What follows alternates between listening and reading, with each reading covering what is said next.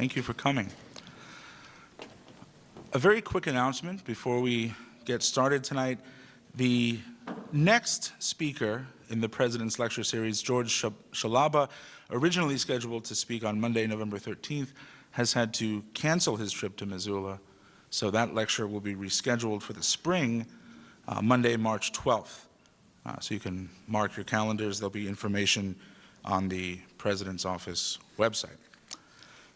Tonight's talk, of course, is part of the President's Lecture Series, and I'd like to take this moment to thank President Sheila Stearns, who is here with us. Thank you.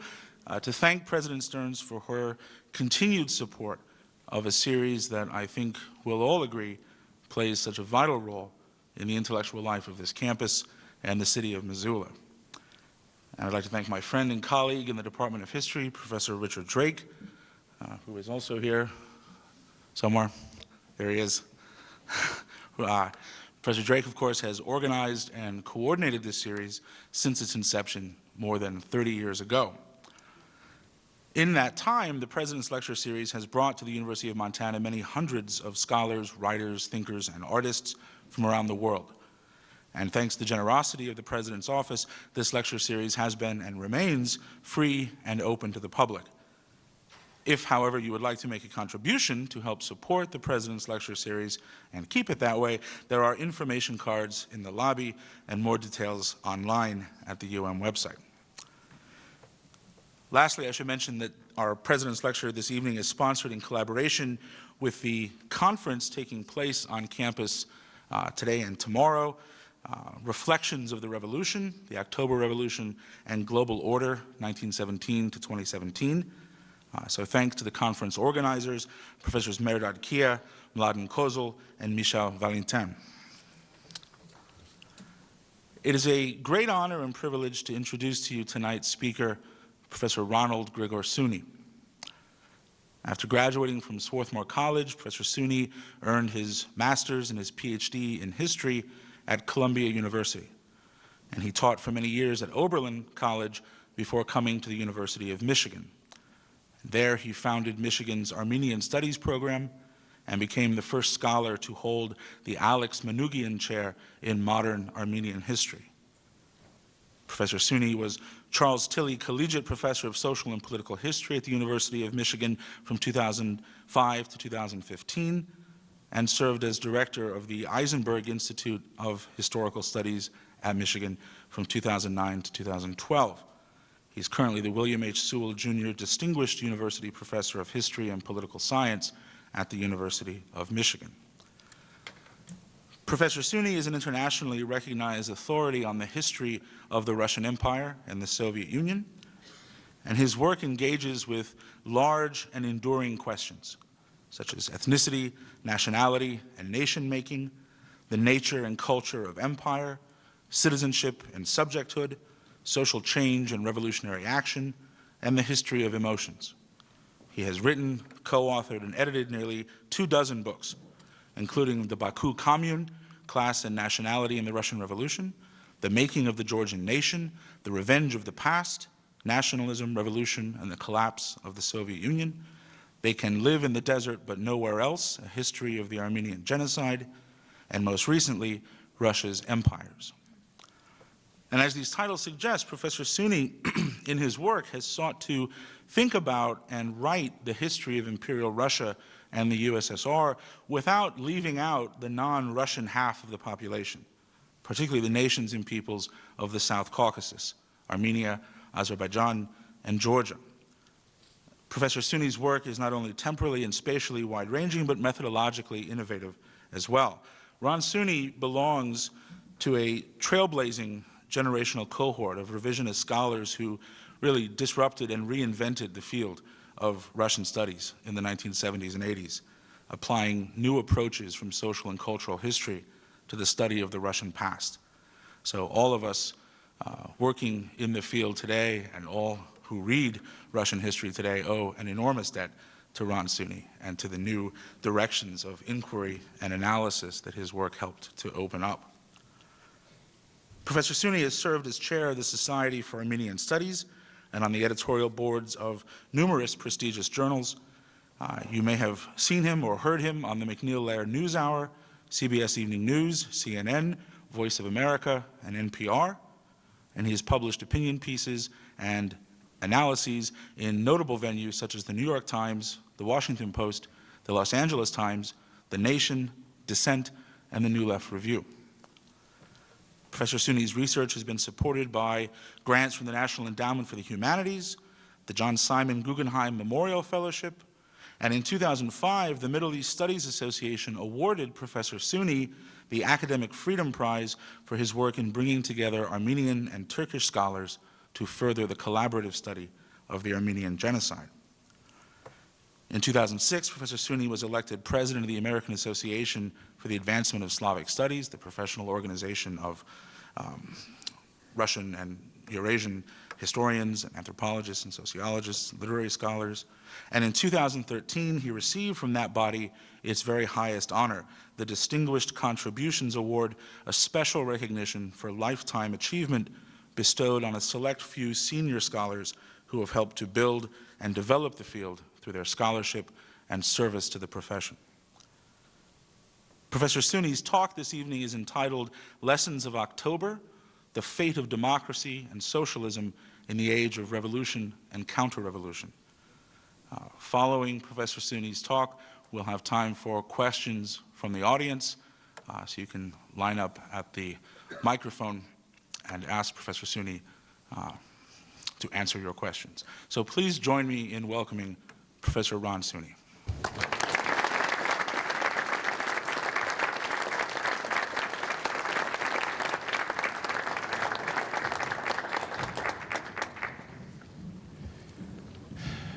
That was such a nice introduction. It's humbling, and thank you all for coming. Thank you, President Stearns, for that wonderful dinner. Thank you, Hal, for being such a co-host. Thank you, Bob, for that. Thank you, everybody, Richard Drake, for arranging this, for inviting me, for my host and car driver today, Balatlan. Everyone has been wonderful, and the food is really good here in Missoula.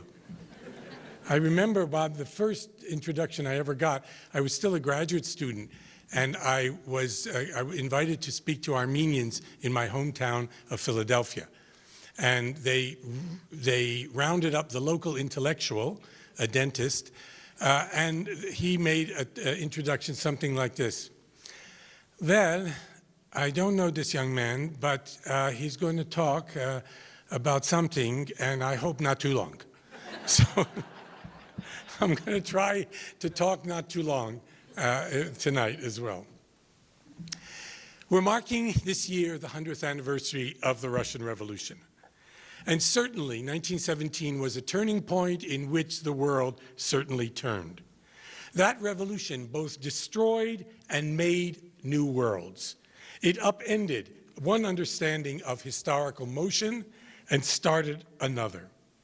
This was an event that shattered the expectations of many and inspired new longings, ambitions, and opportunities of countless others.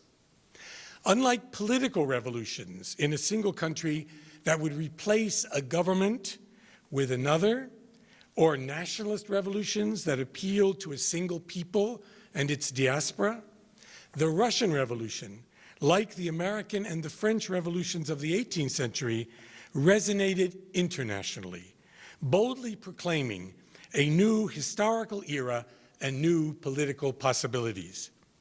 The year 1917, in my view, was marked by a euphoria of popular power and democracy, a dream of utopia that soon would devolve, sadly, into civil war and horrors of Stalinism, terror, dictatorship, despotism.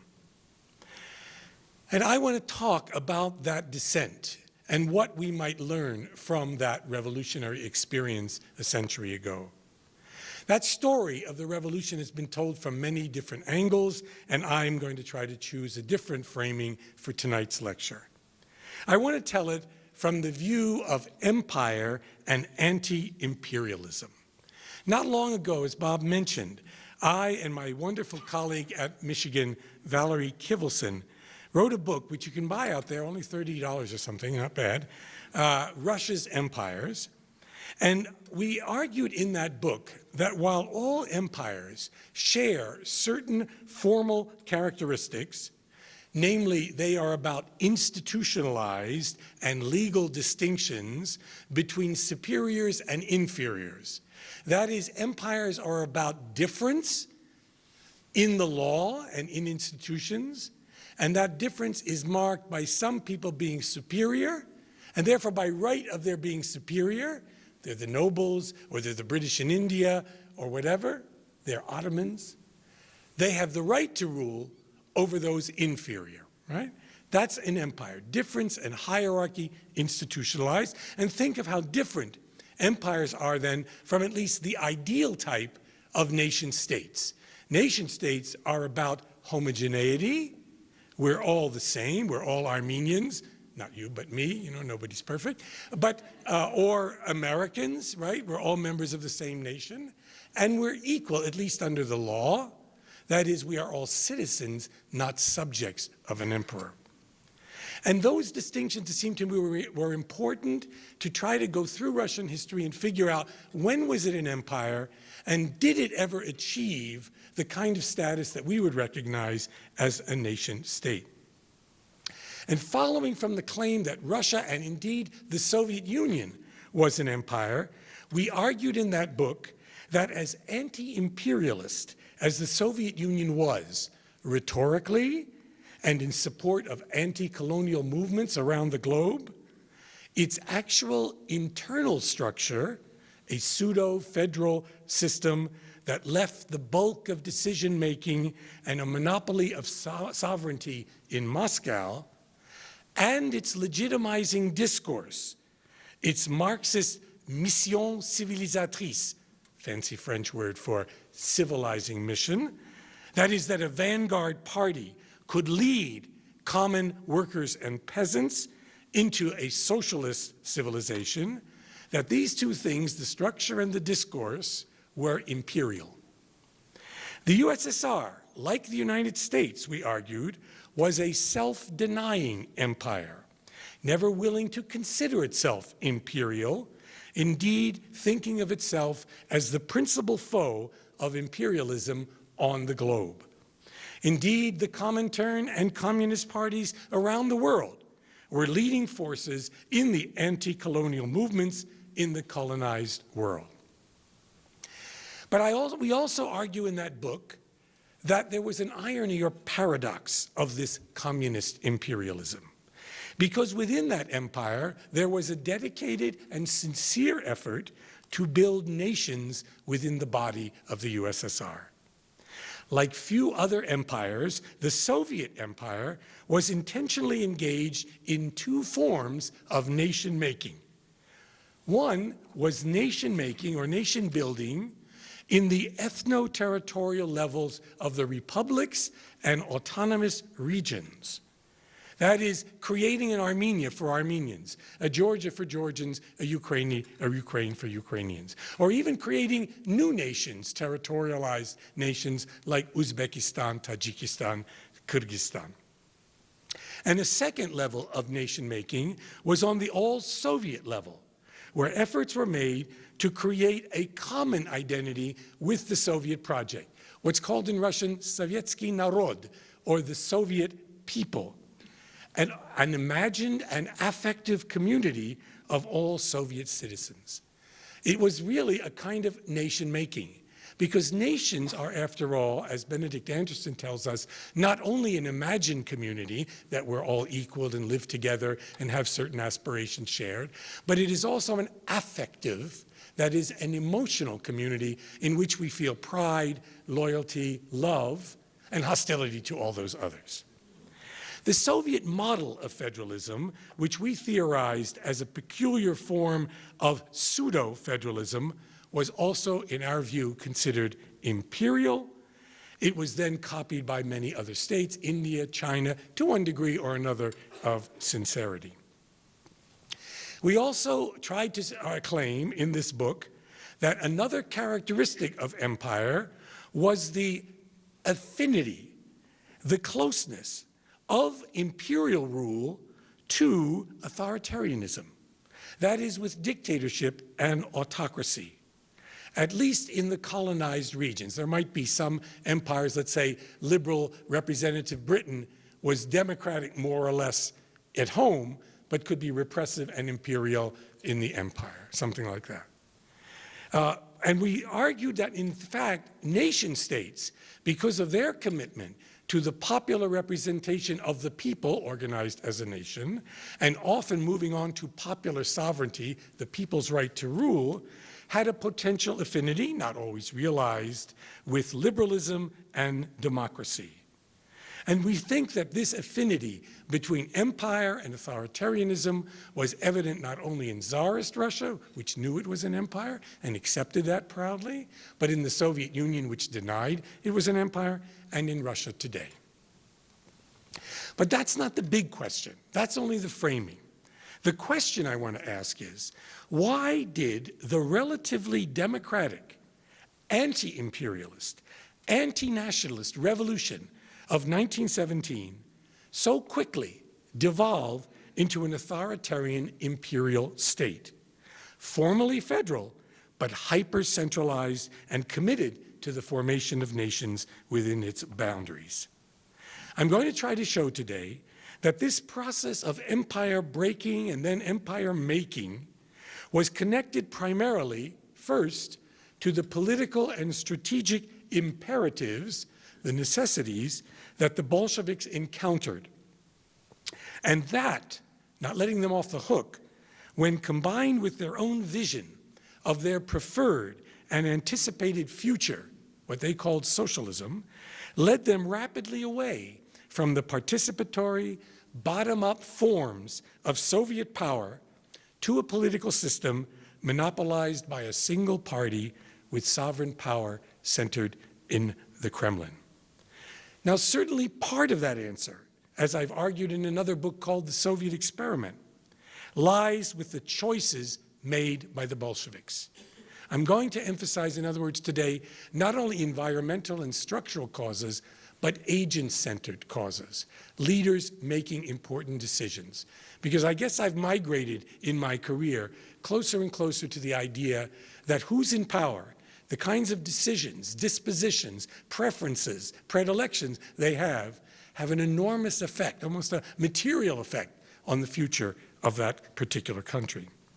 And it's important, particularly the decisions made by Vladimir Lenin almost from the beginning, made, of course, in the heat of revolution and civil war, indeed world war, and that helped move the country toward dictatorship.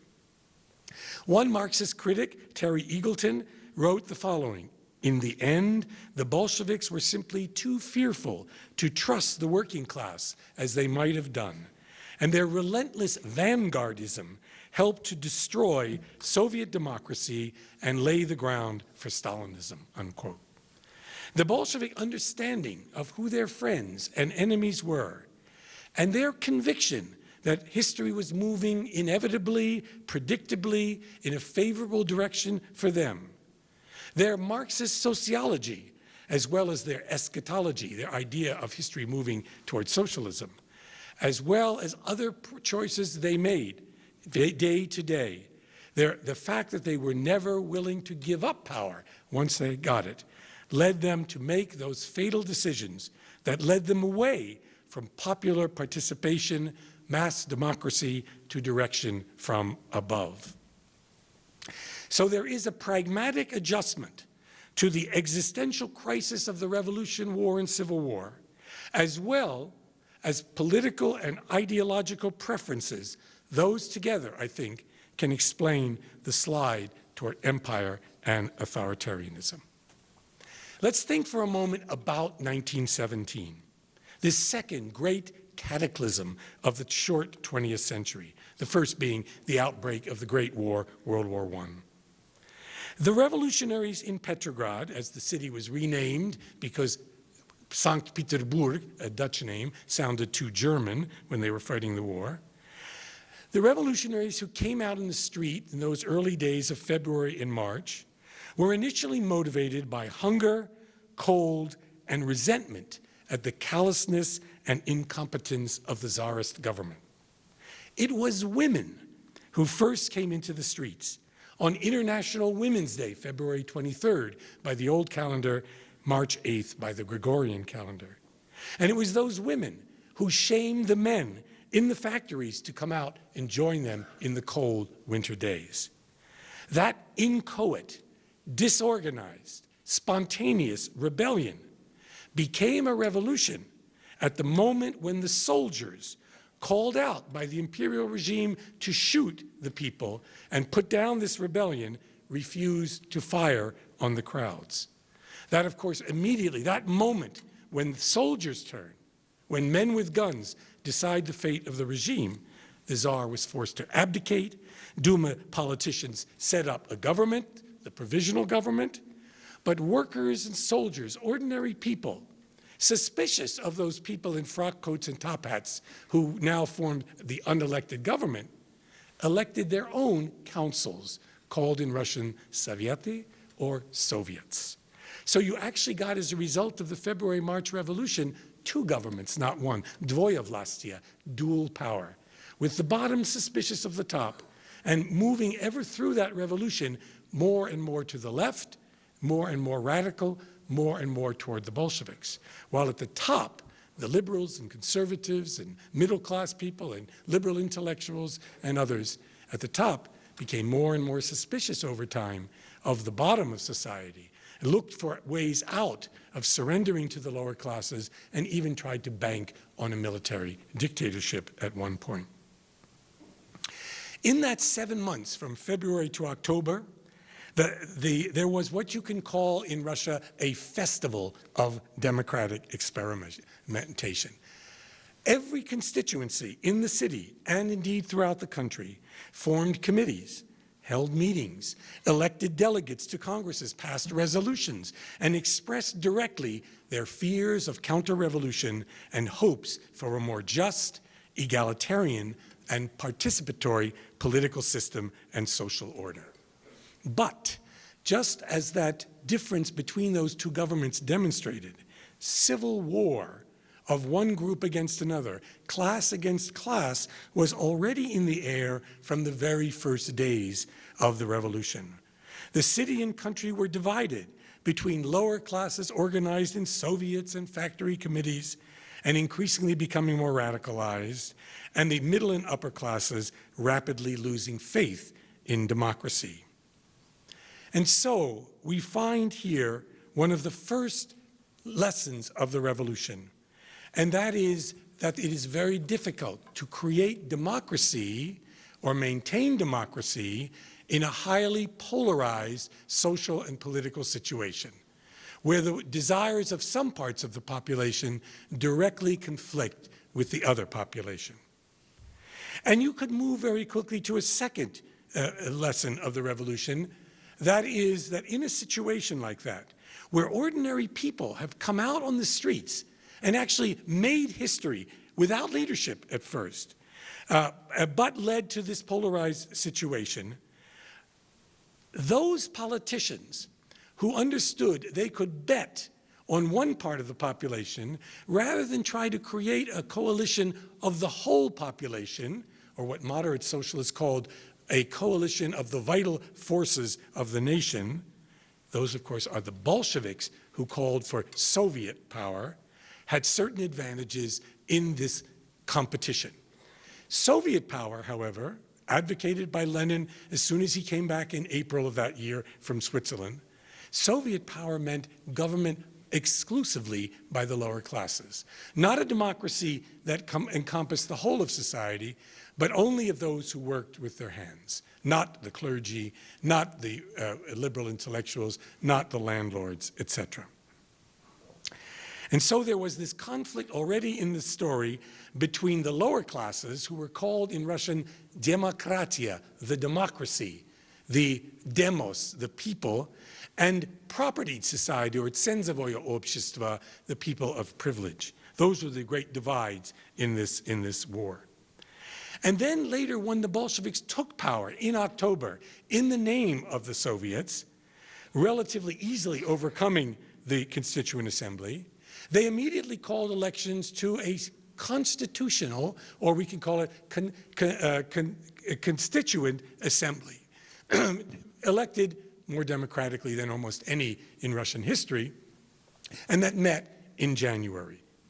But Lenin and the Bolsheviks were not willing to surrender power to that relatively democratically elected assembly.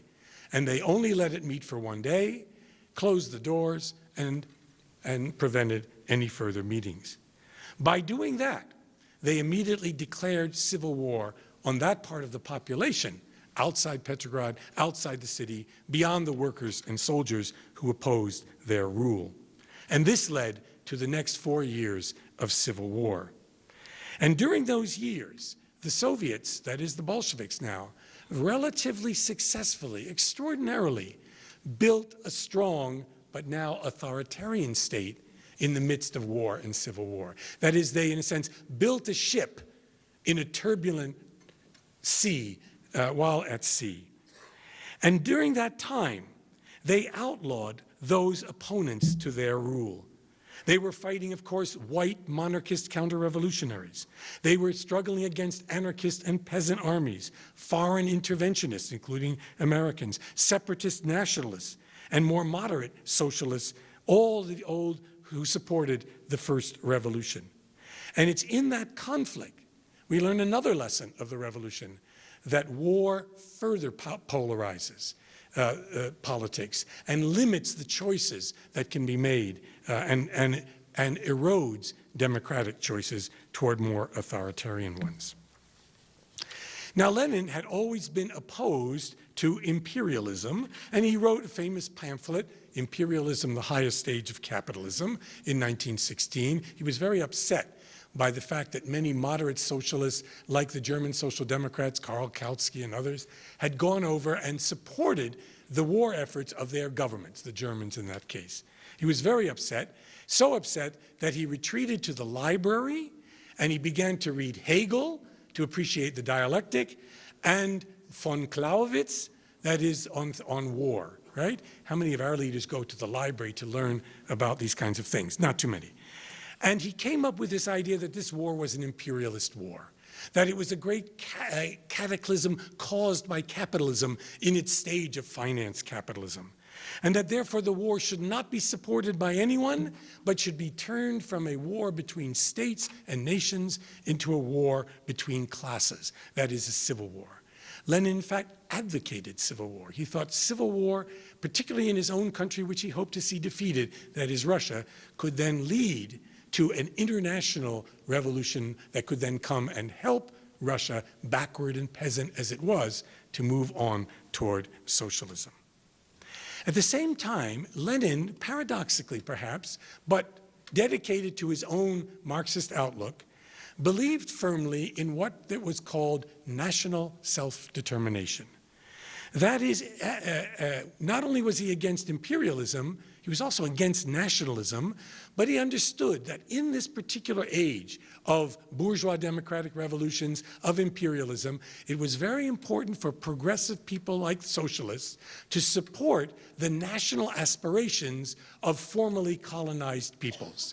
And by supporting that, Russians could show that we are no longer imperialists, and those countries would feel, okay, we can live with the Russians, not separate, but come back. A little bit of a utopian hope that ultimately was not played out. And Lenin genuinely, and this is a very strange thing, because the revolution was supposed to be initially democratic, was committed to democracy. He wrote, by transforming capitalism into socialism, the proletariat, the working class, creates the possibility of abolishing national oppression. The possibility, however, becomes reality only, he said again, with the establishment of full democracy in all spheres, including the delineation of state frontiers in accordance with the sympathies of the population, including complete freedom to secede. So unlike some of his other comrades, Stalin and Pyatakov and German socialists like Rosa Luxemburg, he had this utopian expectation, and he went as far as anyone went to say any nation that wants to separate can separate. there was always a but. And the but was that who would decide what the will of that nation was? Right? Would it be bourgeois intellectuals and nationalists, or would it be working people? So there was always a kind of loophole in this national self-determination. Lenin was, however, I think to his credit, always opposed to what he called great Russian chauvinism, Russian nationalism. And he accused many non-Russian comrades, like Stalin himself or his comrade Ordzhonikidze, just of that, of being more Russian and more Russian nationalists than Russians themselves. He quoted Karl Marx, "No nation can be free if it oppresses other nations." But, there's always a but, he also said that we ought to try to keep large nations together. It's better economically, and it's better for the move toward socialism. Lenin's Marxism, in other words, has to be seen as genuinely pragmatic. And one of his favorite and repeated remarks was, I'm quoting now, "Facts are stubborn things. You can't beat facts by gossip," unquote. There was nothing like alternative facts in those days, you see, just truth. Rather than deducing what could be done from the writings of the master Karl Marx, Lenin would look at concrete situations that had to be analyzed, and then the correct tactics had to be induced from particular historic conjunctures. A national liberation in one country might be opposed if, in fact, it proved to be simply an instrument of the clerical or bourgeois classes. The particular had to be subordinated to the general interest. Despite an eruption of nationalism during World War I, and nationalism in World War I was aided by many of the powers fighting. In other words, the Germans would support Polish nationalism if it was anti-Russian. And the Russians would support some other nationalism in Austria, let's say, if it was against the Germans. Each imperial power was actually helping to develop more and more national feelings. But many scholars, it seems to me, have exaggerated the power of nationalism at the time of World War I. It was certainly there, and it was certainly expressed by many intellectuals. So you'd find representation of nationalism, newspapers or pamphlets or speeches or whatever, in cities and among nationalist intellectuals. But if you actually go out into the population, most Ukrainians were not thinking of themselves as Ukrainians. They were maybe thinking of themselves as local people, or Catholic, or Orthodox, or something of the sort. And we know that this nationalism was far less strong at the time of the revolution from the very election results to the Constituent Assembly, where socialists did far better in most instances than did nationalists. And there would be a struggle during that civil war between the nationalists who said we must have Ukraine, we must have Armenia, we must have Poland, and those socialists and others who wanted to work with Russia or express the will of peasants, local workers, or soldiers, or whatever. So this was a conflict, as I tried to indicate in my very first book, between classes and nationalities, sometimes some winning and some others.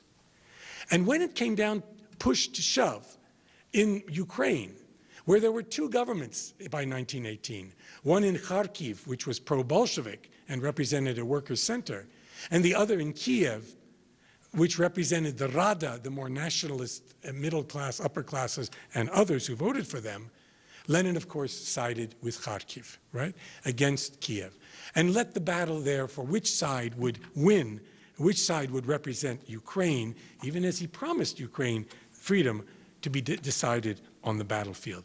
Again, pragmatism, the war itself, deciding these all-important questions. Lenin decided we're in a civil war. And this civil war and the nationalists are being aided by foreign interventionists. The Germans are helping the Ukrainians and the Latvians and the Estonians. The Turks are helping the Azerbaijanis and others. And therefore, the war was against foreigners, nationalists, all who opposed Soviet power. And he said that in this civil war situation, this is now January 1918, only the complete victory of the workers and peasants over the bourgeois and landlord revolt can, in fact, solve the problem we're found. The course of events and the development of the class struggle in the revolution have resulted in the slogan, "All power to the Constituent Assembly," which disregards the gains of the workers' and peasants' revolution, which disregards Soviet power.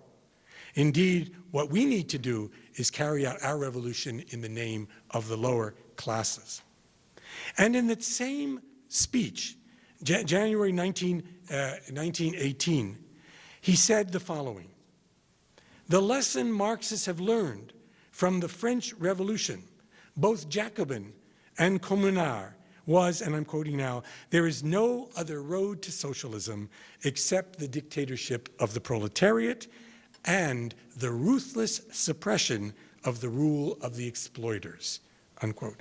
In other words, again, Lenin, as a Marxist, understood Marxism is in a way a theory of class war, that if you're going to try to dispossess the power and property and privilege of certain classes, violence is essential. They'll use violence against you. "We must not depict socialism," he said, "as if socialists will bring it to us on a plate all nicely dressed. That will never happen. Not a single problem of the class struggle has ever been solved in history except by violence. When violence is exercised by the working people, by the mass of the exploited, against the exploiters, then we are for it." And that statement was greeted by stormy applause. And he went on to say, "And we're not at least disturbed by the howls of the explorers when they object to what we are doing." Well, the use of terror, persuasion, good organization, Trotsky's organization of a 5 million man Red Army, terror and persuasion and all of these things ultimately led to the Bolshevik victory. By late 1921, the revolutionary wave had receded. And the Soviet government, which had seen itself as the beginning of an international revolution, took a much more practical view that it was simply one state among many, albeit with a different historical role. And this is when Lenin begins to make concessions to the peasants, the policy, new economic policy. In March of 1921, peasants can keep part of their grain output, they pay a tax, they can run their own agriculture. He makes concessions to nationalities. They can run their own little areas, we will develop their culture, their language, etc. But as I said, revolutions and the way the track of further events goes depends on choices made by leaders. And what Lenin also decided exactly in March 1921, as he was making these economic and cultural concessions to peasants and non-Russians, he decided at the same time to crack down politically. In March 1921, the Bolsheviks, who had just won the Civil War, were faced by a rebellion in the Kronstadt fortress outside of Petrograd. The Kronstadt fortress and the sailors in that fortress had been the most dedicated pro-Bolsheviks. They had tried to move the Bolsheviks into power. Now they were disgusted by the dictatorship that had arisen, and they called for Soviets without communists. They wanted to return to the democracy, the participatory democracy of 1917. And what did the Bolsheviks do? They sent an army and they crushed that left-wing anarchist socialist rebellion. At the same time, March 1921, again, these are Lenin's choices, politically and economically, he decided to abolish factions within the party. Factions. The party of Bolsheviks was a bunch of revolutionaries who argued and yelled at each other and used foul language, etc., to get their way. Lenin often threatened to resign. But now there would be no factions. Once a decision was taken by the party, democratic centralism, you had to agree. And if you did organize, you would be punished. That lack of factionalism, that rule against it, ultimately led to one group taking over the party and eventually one man taking over that group by the end of the 1920s, that is, the dictatorship of Joseph Stalin. So it seems to me that we can go further with these lessons of October of the revolution. And maybe the harshest lesson of the revolution was that war and civil war polarized politics, undermined democratic choices, and give well-placed elites, leaders, enormous discretion to shape the nature of a political regime. In a situation like revolution, without strong institutions in place to constrain the actions of those in positions of influence and power, however humane and progressive their views and ambitions might be, the will of the people will be compromised, even jettisoned. This lesson would be, it seems to me, about 70 years later, be made even more starkly clear with the final crisis of the Soviet Union. Democrats attempted to overthrow communist rule, Yeltsin against Gorbachev, only to weaken the entire polity. And then these self-proclaimed reformers and Democrats around Boris Yeltsin carried out their own coup of d'état in 1993 October, overthrew an elected parliament, imposed a new constitution that favored a powerful presidency. That event was lauded by the United States government and by political scientists in the United States, including our recent ambassador, Mike McFaul, because they were so fearful of a communist restoration. Well, it's one thing to have a powerful presidency in Russia when the president himself is an alcoholic with a heart condition who soon would retire and turn power over to whom? Vladimir Putin, a dour, unknown policeman who would create another kind of Russian polity. Now, it might be easy for us, and journalists and some scholars do this all the time, to facilely explain the failure of Russians in 1917 and again in the early 1990s to achieve more democratic and representational politics as the fault of ordinary Russians and Soviet people. Because you know those Russians and Soviet people, they love authoritarianism. They're people who love a whip and a strong man. Of course, we in America don't love a strong man. Look what happened to George Herbert Walker Bush, right? They even possess a political culture or even a genetic propensity to slavery. They disregard the value of human life. They only represent and respect the strong, and they want such people to rule over them. I consider such views not only racist, but fantasies of national character and embedded culture that are much more revealing of their authors than they are of the actual experience and history of the largest country on the globe. Essentialist claims about Russia or its leader, Vladimir Putin, have now become a staple during and after the American recent elections, and everyone can say whatever they want, generalizing about Russian character or history. This is a pernicious practice that it seems to me has led us more easily to distortion and confusion than to enlightenment. Human beings, Karl Marx once wrote, make their own history, but not under circumstances chosen by themselves. History, that wonderful queen of sciences, there's my commercial for history, constrains, did you hear that, Mr. President? Constrains as well as it enables. Another lesson learned from looking at the Russian Revolution is that there were opportunities, there were aspirations for democracy. They may have been fleeting. There were risks that weren't taken. There were wrong choices made by leaders that led the revolution down the wrong track.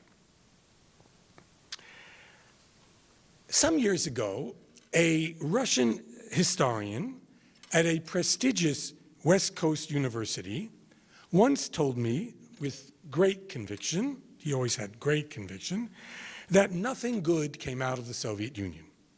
There was nothing redeemable nor praiseworthy. Well, I was a little taken aback by so categorical a condemnation, and so I asked, well, what about the victory over fascism in the Second World War? The Soviets, after all, took on 3/4 of the Nazi forces, as well as allied Finns, Romanians, Hungarians, and others. It was the Red Army that liberated Auschwitz and other death camps of the East and essentially brought the Holocaust to an end. Ironically, you could say it was the Red Army that saved the world by defeating the Nazis for democracy and capitalism. I also asked, what about the industrialization of a vast peasant land? 80% peasant, forced, to be sure, bloody, inefficient, chaotic, haphazard, but adequate enough eventually to raise the standard of living of tens of millions and turn the city into 80% urban. And also, by the way, create an educated, literate population that after a half century of paternalistic rule no longer required domination by the imperial, superannuated vanguard, the Communist Party nomenclatura. In other words, we think of the Soviet Union always as a failure.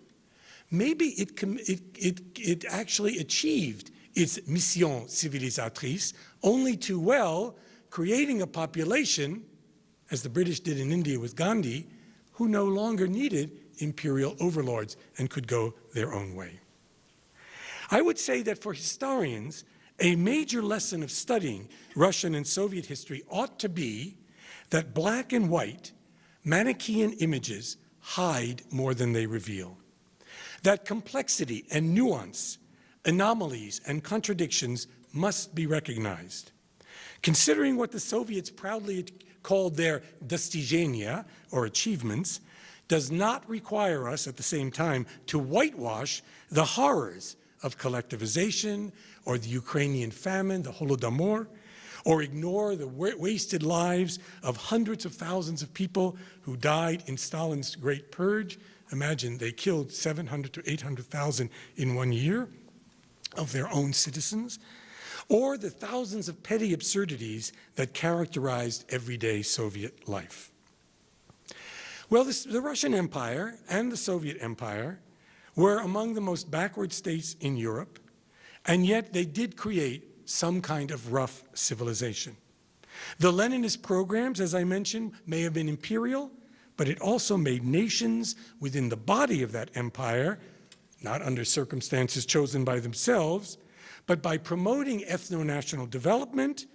They created a moment by 1991 that these Soviet nations were ready to jump ship and declare themselves independent of the Kremlin. The Soviet Empire, in a way, proved to be an exception among many empires. It didn't last very long, 71 years, whereas most empires, they're the longest-lived polities in human history, lasted centuries and centuries. Trotsky once wrote an essay called Lessons of October, and I immodestly stole his title. So we might think for a moment, and here comes the personal and more polemical part of the lecture, what October, or the Russian Revolution more generally, might teach us today about the possibilities of democracy and socialism in our own world. In my view, democracy is intimately connected to socialism. And by socialism, I mean those policies and programs that aim toward the public interest or the common good, rather than simply, as capitalism might, toward personal profit, advantage, or corporate wealth. In other words, for me, something like a national park, which is for the public, rather than individuals who can afford to pay for going into Yosemite, is kind of socialism. And you know, in a way, I argue the same thing. I argue and agree with the libertarians who argue Obamacare, socialism, right? They want to go toward socialism. Okay, let's call it socialism. Let's go there. It's not a bad place to be.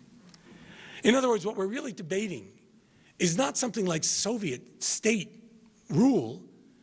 What we learned from the Soviet Union was state control of everything doesn't work. There's no socialism without democracy.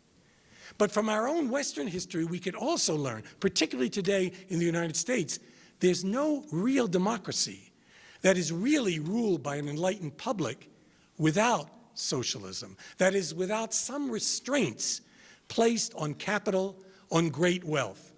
The greater a country becomes inequitable, the more wealth is polarized between the few at the top and the mass at the bottom.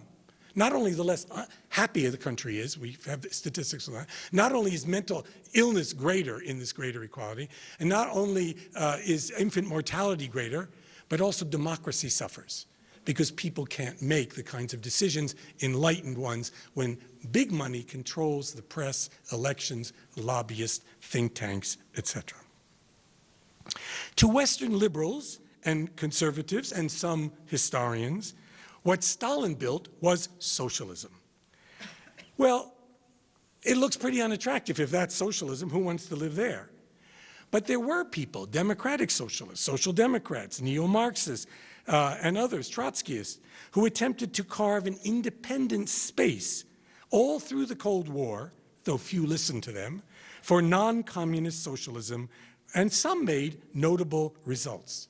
But still, the overwhelming experience of the Soviet Union, so powerful in our media, etc., defined socialism as that descent into despotism evidenced by the cases of one-party Leninist states.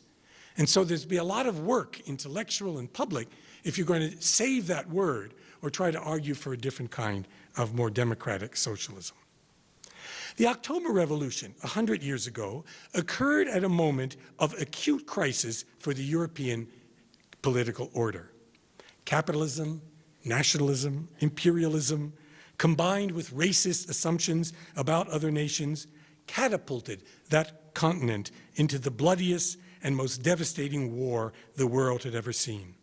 And we know what came out of that conflict: international civil war, communism, fascism, both which threatened liberalism. Until ultimately it was the communist forces that mostly defeated the fascist forces and preserved the world for capitalism and democracy.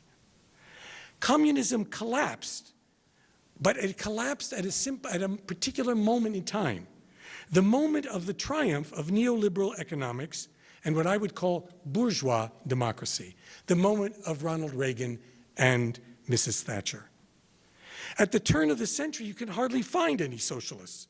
In most of their historic forms, this has been discarded on the trash heap of history.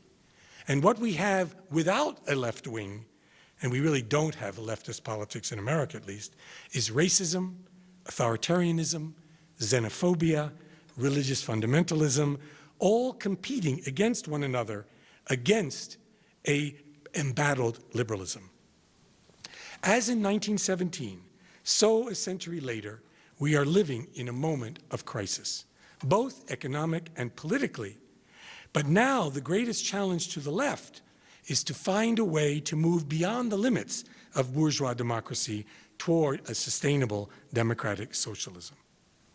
I must say, and this is sort of the privilege of an academic, once in a while you get to say this, because the academy is at least a haven in a heartless world. It's a place where we still can speak truths and think they're truths worth finding. The picture looks bleak when I think about both Russian and American politics. The triumph of a clueless, narcissistic real estate tycoon, now president of the most powerful and influential country in the world. The reduction of political discourse to vicious, politically incorrect, racist soundbites. The obsequiousness of the mass media in a political system in which money is speech, corporations are people, and justice and elections are decided by how much money one can raise. These are the fundamental definitions of bourgeois democracy, make me think that the Russian optimist might be right. The Russian pessimist says things cannot get worse. The optimist says, oh yes, they can. And Russia's in peril itself. There's no alternative to Putin, they mostly believe. They have discredited, they feel, democracy. It led to poverty and disorganization and weakness of the state and the advancement of the United States through NATO into Eastern Europe and parts of the former Soviet Union. Russia is seriously weakened by the breakup and by the attempt to form a democracy. It's very hard in Russia today, after 100 years after October, to find a socialist. And yet, if you talk to Russians, if you read the polls, if you do your taxicab ethnography, what you find is that they have a kind of socialist and even democratic mentality.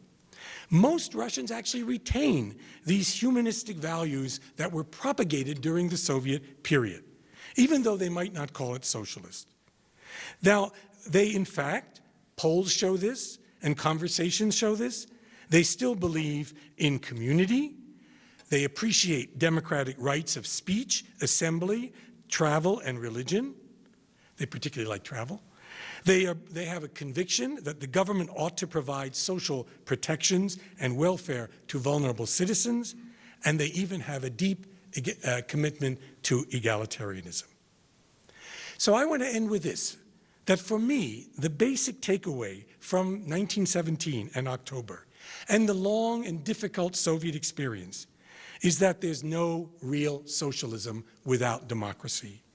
And the fundamental takeaway from both Russian and American politics today is there's no real democracy without what I've called socialism. That is, there cannot be polarized inequality, great sums of money, or an overweening government distorting elections, the media, and education. There can't be a lack of opportunity to advance on the part of ordinary people. There cannot be a situation where there's no secure basis on which to live and raise one's family in the richest country in the world. And still, with those difficulties, think we can have a truly democratic society and politics in which ordinary people can make meaningful decisions about their lives and futures. Last page. It's always easier for an academic, especially an old one like me, I'm older than you think, to state the nature of a problem. Easier to state the problem than to find a solution. But what I would say is, and particularly to young people here, is perhaps the tentative first step, and this is right for a university, would be to think clearly about the history of the 20th century. History, after all, is the database on which we can explain how we got where we are and the possibilities of different futures, alternative futures ahead of us. Only through history can we see what missteps were made and what successes were achieved. And if we understand the past and how the present was constructed, that may lay the ground for rethinking how to make a future worth living in. Now, I would say probably dark times may lay ahead, but we still have progressive discourses, like history, that are powerful enablers and constraints. Maybe we need to try to find a new, more positive, perhaps even utopian discourse about democracy and socialism. Maybe that will provide a light at the end of a dark tunnel. Right now, the task is to find that tunnel.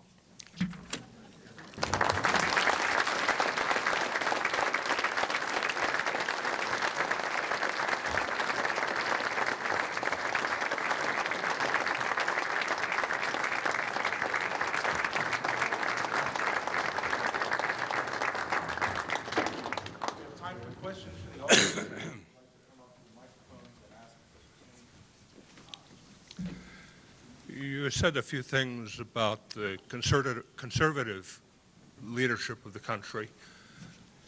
Could you share with us a few thoughts on the mainstream democratic, centrist, pragmatic, neoliberal leadership? Yes, well, the centrists are not the neoliberals. The neoliberals are part of the right? That's the kind of libertarian movement. But you can fault just as much as the Republican Party, the Democratic Party, which has stood for many of the same things. So there's a debate in the country between how much government will react and how much the market alone can do things. And really, since the age of Ronald Reagan was an incredible politician, maybe innocently, because he changed the discourse in the country. He turned it from a kind of very broad New Deal liberal consensus, which existed from the Great Depression, Roosevelt and Truman and even Eisenhower, and who didn't try to change it, and LBJ, Kennedy, and so forth. He changed that into this idea that government is not the solution, government is the problem. And through a variety of things, there's some very good books now about the rise of conservatism. The conservative view that government is the problem, that we don't need more taxes, we need less taxes, that the wealthy should be allowed to keep what they made, that the country is divided between makers and takers, that welfare is a bad thing, right? The wholesale sale on welfare programs, all of those things have become hegemonic, right? And certainly they rule the Republican Party, which in a sense very skillfully during the years of Obama, so you had a liberal moderately left centrist, really, President Obama, who wanted to work with Republicans. He tried, and a Republican Party which decided we're going to give him nothing. We're just going to hold the fort, not give him anything, which they were successful at doing. This, to me, is the difference. And Lenin would have understood what Mitch McConnell did, because there are kind of two kinds of politics in the world. One is democratic politics. Democratic politics is you give, you take, you negotiate, you make concessions, and what we call bipartisanship, which we see so little of now, right, on both sides. That's democratic politics. And then there's the logic of war. That was Lenin. And the logic of war is beat your enemy and give them nothing and take what you can and stay in power. The main thing is to stay in power. And you see more of that logic of war in the Congress, and people are very discontented, and less getting done, right, than we had earlier. And so one of the things we might think about, and I would never let the Democrats off the hook, right? I would never let them off the hook, because they're liberals, and they never bite the bullet that they have to move further, more authentically, toward some kind of democratic socialism, like Bernie Sanders or something like that. I was a Hillaryite, I would confess. People find this strange. My friends said, you were what? You were Fred? I thought she was more pragmatic and competent than almost anybody out there. But in fact, the discourse is changing. And in a funny way, Bernie Sanders last year legitimized the words socialism. The Cold War is over. No one cares, you know. They're afraid of Islam, not socialism. So we're re-entering a new period of politics. Добрый вам спасибо, потому что вы приехали к Мизулу. Дай Бог вам прекрасного здоровья. Спасибо большое. I got some questions about Russian history that I've never been able to read the answer to or resolve. Number one, why did Stalin hate Trotsky so much? Why did Stalin hate Trotsky? Another one, I read there was some kind of philosophical difference between the Mensheviks and the Bolsheviks, whereas one was idealistic and the other one adhered to some other philosophical category. And who was Kerensky during the interim government? Who was Kerensky? You know, okay. That's what I can think of now. So first, Kerensky. Kerensky was a socialist revolutionary. That is, he was for the party, one of the largest parties, which represented the peasants. And he somehow got himself into the government and eventually became prime minister. So he was prime minister of Russia at the moment that the Bolsheviks took power. And he was trying to stop the Bolsheviks from taking power. He launched the attack against them, which they then overcame, and he was driven out of the country eventually. That was Kerensky. Was he Jewish? No, nobody was Jewish. None of those guys were Jewish. So then secondly, Trotsky and Stalin. Stalin hated Trotsky from the first moment he ever met him. And I've just finished a biography of the young Stalin, and I have that moment when he meets Trotsky. And Trotsky was this cosmopolitan, Jewish, intellectual, very Trotsky was flamboyant and so forth, and was critical of Lenin for a long time, until 1917. And then when Lenin brought him into the party, and he was very capable, led the Red Army, etc., Stalin was always jealous of him. Stalin, like many old Bolsheviks, was suspicious of this interloper who had come in. And they feared that Trotsky, being head of the army, could take over. And so they basically ganged up on him and eliminated him, right? Okay, well, I thought maybe they had some kind of a girlfriend fight or something. No, there no girlfriend But fights. anyway, now my other question about what was the difference between the Mensheviks and the Bolsheviks? Mensheviks and Bolsheviks. Mensheviks and Bolsheviks were both Marxists. They were members of the same party, the Russian Social Democratic Party. but they had different views on the nature of the party and how you appeal to the workers. The Mensheviks wanted more to learn from below, the workers to express themselves. They wanted a broader party. Lenin was convinced that you needed a narrow party. We lived in an imperial police state, and therefore the party must be conspiratorial, and it will be social democrats, workers as well as intellectuals, who will bring Marxist theory to the workers. So Lenin's party was accused by the Mensheviks, Lenin's faction was accused by the Mensheviks of being vanguardist, elitist, and dominating, whereas the Mensheviks were seen as more democratic. Okay, I got one last question. Where was the Jewish Autonomous Republic in the Soviet Union? The Jewish Autonomous Republic still exists. It's in Russia today. It's way out in the east, near the Pacific Ocean, above China. What is it? Is it actually an independent country? Is it? No. It's one of the 89 regions, organized regions in Russia today. Okay, thank you. Ever since the artist Judy Chicago put on the great art collaboration of the dinner party, I've had a fantasy. I'd like to fantasize about if I could go back in history and put together my own dinner party, who would it be? And I know at the top of my list, I would go back to 1917. And I think the 4 people I would invite to my dinner party would be Alexandra Kollontai, Emma Goldman, Alice Paul, and Jeanette Rankin from here in Missoula. And it's my understanding that 1917 ushered in, and Alexandra Kollontai had a large hand in one of the greatest social revolutions ever, especially for women. We hear so little about that. I'm wondering if you can comment on some of the events that happened, 1917 with women, and what happened through the Stalin era. I know Alexandra Kollontai survived the purges, and how did that happen? It was good to hear you say that women started the Russian Revolution, so if you could elaborate some on this overlay. Yes. That's a very good question. So the Russian Revolution of 1917, in part, was also a feminist revolution, right? Because Tsarism was very repressive toward women. You couldn't marry without permission, dowries were limited, all the kinds of things. The church played a big role, etc. But with the revolution, already before the Bolsheviks, but certainly with the Bolsheviks, women's liberation took off, right? And by 1926, they had the freest code you can imagine. Free abortions, you could get a divorce by signing a postcard, all kinds of support. You could take your child, there's no such thing as illegitimate children, everyone was legitimate, etc. And that lasted till 1936. And Stalin's revolution at the end of the 20s and the beginning of the 30s is in many ways a counter-revolution. It moves the revolution away from some of these more utopian and libertarian, if you want to call it, or emancipatory aspects of 1917. It becomes fiercely undemocratic. And women suffer. So now it's have children, be in the home, but also work in the factory, the so-called double burden. Abortion is outlawed, etc. So there's a counter-revolution.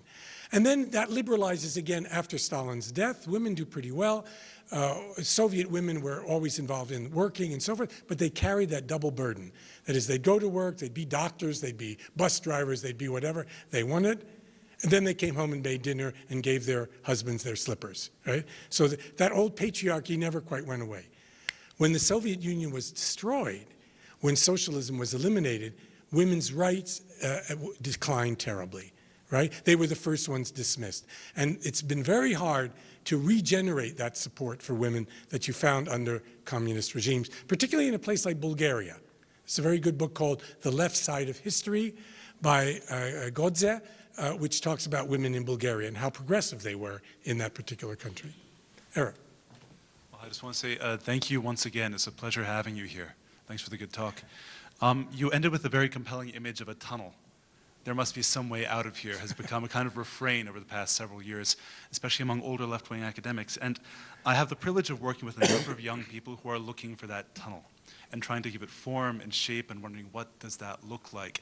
And I wondered, given your knowledge of the history of revolution, given your observations of what's happening today, can you speak more concretely of either current tendencies that give that tunnel some scaffolding, or forgotten bits of history that we might want to revive in search of a way out of here? Yeah.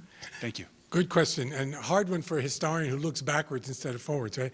But when I was your age, Eric, or maybe a little younger, I was a kind of revolutionary. It was the 60s, right? And we thought we were going to change the world. We certainly tried to end the war in Vietnam and expand civil rights, etc. So lots of good things came out of the 60s, not just long hair, but rock music, but a lot of good things. But I would say in a democratic country like our own, beware of revolution. That is, revolution, as I said to someone, I'm a kind of Edmund Burkean Marxist now, right? That is, I understand, like conservatives do, how delicate and fragile societies are, and how easy it is to destroy them and create anarchy. Look what's happening around the world, particularly in the Middle East, or many, Iraq, or Syria, or Afghanistan, or what other countries have we invaded lately? Any of those countries where damage has been done because someone tried to bring them democracy through bayonets and so forth. So these kinds of things, I think we have to be very careful. And in a democratic country and system, there are ways to change the system, through elections, through organizing, etc., so far. If it changes, if this country becomes like Turkey, where I spent 5 months last year, or Putin's Russia, that would be a different equation. But right now, there are ways to organize. And I always tell my students this, that beware of violence. That is, there are alternatives to violence. There's learning, there's organization, there's hard work. That's important. And I would say this, there's a saying that, you can't make an omelet without breaking eggs, right? And this has been a justification for revolutionary violence and even terror. You can't make an omelet without breaking eggs. And what I tell young people, or budding revolutionaries if there are any here, is think carefully. When you're making breakfast, you very carefully break the eggs, and you don't smash them and with the shells and everything all together. And then I end by saying to them, remember this, once you scramble the egg, you can't unscramble it. So one has to be cautious, but we have many possibilities. And I think the fact that we have this strange government right now, and it is a really strange government, right? I mean, Republicans and normal conservatives feel the same as others, that there's something going on that doesn't quite fit the democratic system that we have. That's going to have a reorientation of politics. And young people particularly are going to rethink what the future should hold and how to organize it. So this might be a salutary moment. We'll see if the institutions and so forth survive.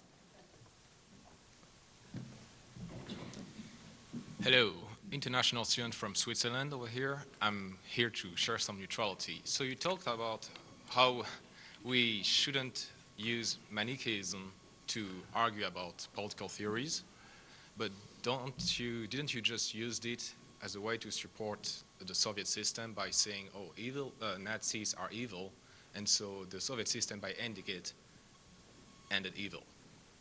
Because, and the point is that on the other way, you could say the same thing, like Nazis tried to end communism, and if they had won, they would have ended all the millions of deaths. Yes, well, there are cases where you can make Manichaean distinctions, right? That is, you could say that, and I would defend this view, that Nazism or mass murder or genocide, what the Ottomans did to the Armenians, you thought you'd get away with nothing about Armenians, were evil and should be condemned outright, right? And with something like Stalinism, you could also say Stalinism was an evil. It was Stalin, I would say, was the grave digger of the revolution. And that's sort of what I was trying to say in the talk, that there was hope, aspirations, democratic things, which those leaders, beginning with Lenin, don't let Lenin off the hook, moved in a certain direction. Okay, there were circumstances that made more things possible than other things, but eventually led to this terrible despotism called Stalinism. And what is the rest of Soviet history after 1953? It's an attempt by generation after generation to get out from under Stalinism, ultimately with Gorbachev, who carries out a radical reform that ultimately brought the whole system down. Right? So there are some times, my friend, where you can say things are really black, but I would never say that Nazism was only black, but that Soviets were white. I'd say they were pretty gray themselves. It's just that if you had to take a choice, in World War II, I think the United States made the right choice, that they were on the side of Stalin, who they apologized during those years. I think of movies like Mission to Moscow, rather than Nazism, right? Okay. Thank you very much. Thank you.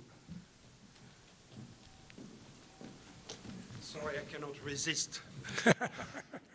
Thank you very much for the brilliant presentation, which, as I told you this afternoon, you present the best of the humanities, which, by the way, are being destroyed a bit everywhere and in this place. We have to tell the truth. So you say that violence is a dangerous thing, of course, but capitalism is a very violent system. It breaks eggs all the time. In China, it smashes the eggs, smashes culture, tradition. Anyway, you know, I'm not going to repeat the obvious. So your belief, and it's fine, that you can counteract the violence of capitalism by democratic rules. Well, first, as you know, the dice are loaded. We have 30 years of democracy. You have vote. By the way, in most Western democracy, we won't speak about others, 50% to depending 60% of the electorate doesn't vote. And then how are you going to bring this splendid alliance that I totally agree, the alliance between democracy and socialism, how are you going to bring it without violence, without, I shouldn't say violence, counter-violence, which is a problem. I mean, that's, it cannot be solved right now, but you cannot just say, and I'm not criticizing you there, you have to end on a positive note, that, well, you know, by democracy, by voting, and young people should vote, it's not what I'm saying. But the system is already ahead, the system is already hyper-virtualizing everything, so it's, anyway, thank you. I would say two things to that. Thank you, Michel. One is that if we really advance democracy in America, which is now under threat, and if we, let's say we could make rules that voting days would be on holidays rather than Tuesdays, and that people are encouraged in every possible way to vote. Now, you know, without being partisan, one party in this country, the Republican Party, has made it a campaign to limit the vote, to try to eliminate people from voting. Republicans have fought, have instituted laws to discriminate against people, to use the gerrymandering, but Democrats have as well. And so it's in gerrymandered districts, as in Michigan or Wisconsin, the congressman decides on who the voters are rather than voters deciding who the Congress are. So gerrymandering, unlimited money in elections, controlled media, all these kinds of things, and this campaign to raise all kinds of restrictions to voting have restricted democracy. If more people voted, and if it were explained carefully what the issues were and so forth, instead of all of these kinds of misunderstandings, it seems to me we would be in a good way. And so I would say struggle for those things. And there is a campaign. Obama and his former Attorney General are fighting against the gerrymandering. That's a progressive thing. And that's a way to move us closer to that. That's one thing I would say. And second thing, and maybe this is a good way to end, if you don't mind. Are we ready? And that is, we as educators, there are a lot of educators in this audience, our job is not to be pessimistic. Pessimism will lead you to the right, or to cynicism, or to passivity. Optimism will lead you to the left. It will say there are other possibilities, there are alternatives. Let's organize, let's think, let's be creative about other ways of thinking about alternatives in the future. And that seems to me is what we should be teaching our students. Don't discourage them, encourage them. Thank you.